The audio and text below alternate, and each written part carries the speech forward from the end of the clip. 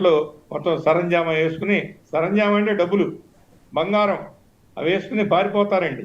ఏం కొత్త కాదు. ముషారఫ్ వెళ్ళిపోయాడు, మన తర్వాత మళ్ళా క్షమించారు.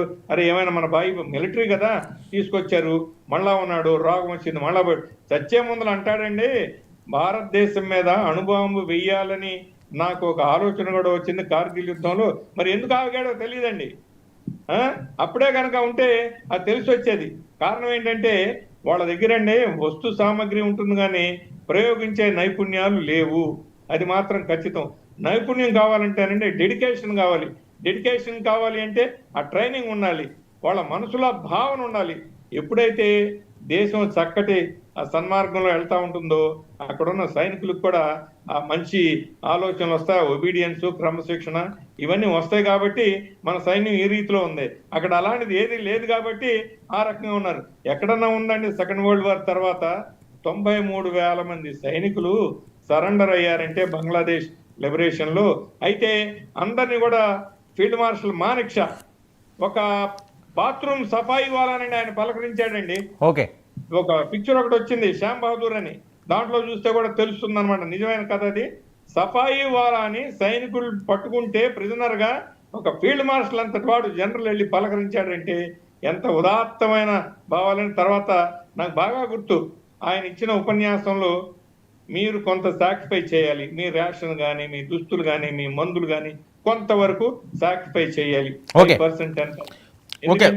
శేషాద్రావు గారు ఒక్క విషయం అండి, అజిత్ దోవల్ పాత్ర ఏంటి ఇందులోని? ఆయనేనా? ఇప్పుడండి అజిత్ దోవల్ అనే మేధావి నిజంగా చెప్పాలంటే అండి కింగ్ పిన్ అంటారు. ఆ కింగ్ పిన్ లేకపోతే ఎలాంటి రథమైనా కానీ చక్రాలు ఊడిపోతాయి. ఆయన భావనలో బిఫోర్ హ్యాండ్ ఇంటెలిజెన్స్, నెగోషియేట్ చేయటం, నెగోషియేషన్స్ కాకపోతే సరైన సమాచారాన్ని పాలకులకు ఇవ్వటం, మరి ప్రధానమంత్రి నుంచి, డిఫెన్స్ మినిస్టర్ నుంచి, హోమ్ మినిస్టర్ నుంచి వీళ్ళందరినీ కోఆర్డినేట్ చేసి యథాతథంగా ఉన్న పరిస్థితుల్ని బియాండ్ ఇమాజినేషన్, ఈ can think beyond imagination, that is his greatness. ఆయన జేమ్స్ బాండ్ అంటారు కదండి, ఇండియా జేమ్స్ బాండ్ అంటారు. ఆయన చెయ్యని ఇన్ఫర్మేషన్ కలెక్షన్ లేదండి.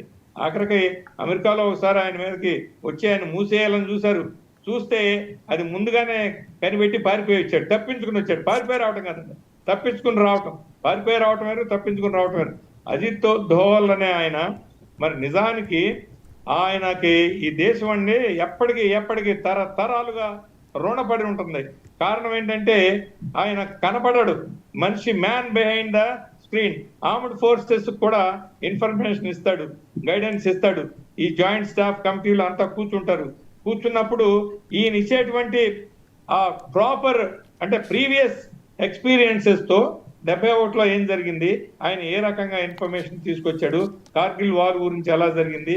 తర్వాత రెండోది, is a great man with intelligence analyst కాకుండా is a man with a foreign relations, is a man with an international political relations. అంటే ఇన్ని కలిపి ఒక బుర్రలో ఉంది. మరి అటువంటి ఆయన భారతదేశానికి నిజంగా చాలా అసెట్ అండి. ఆయన్ని ఒకసారి ఢిల్లీలో చూశాను, అసలు నమ్మలేమండి ఎంత సింపుల్ గా ఉంటాడంటే. You can't imagine that is a man of that stature and that అంటే పర్సనాలిటీ కూడా.